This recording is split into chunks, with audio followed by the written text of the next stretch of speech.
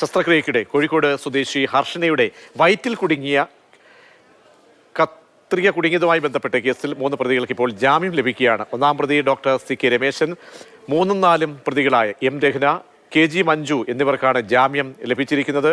CK വിജയനുണ്ട്. CK, വ്യവസ്ഥകളോടെയാണോ ജാമ്യം?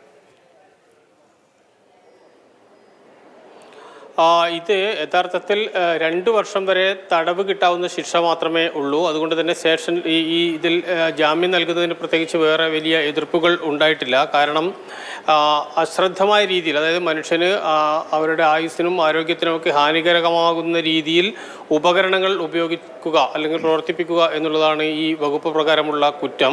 അങ്ങനെയാണ് ഈ 4 പ്രതികൾക്കും കുറ്റം ചുമത്തിയിട്ടുള്ളത്. പക്ഷേ ഇതിൽ 2ാം പ്രതി ഡോക്ടർ ഷഹന ഇതുവരെ ഹാജരായിട്ടില്ല. മറ്റുള്ളവർ ഈ കോടതിയിൽ ഹാജരാവുകയും ജാമ്യം എടുക്കുകയുമാണ് ചെയ്തിട്ടുള്ളത്. നേരത്തെ പറഞ്ഞതുപോലെ ഡോക്ടർ CK രമേശൻ, അതോടൊപ്പം തന്നെ നഴ്സുമാരായ M രഹ്ന, KG മഞ്ജു, അങ്ങനെ ഇവർ 4 പേരിൽ 3 പേർക്ക് ഇപ്പോൾ ജാമ്യം കിട്ടി. കേസ് അടുത്ത മാസം 20-ാം തീയതി വീണ്ടും പരിഗണിക്കും.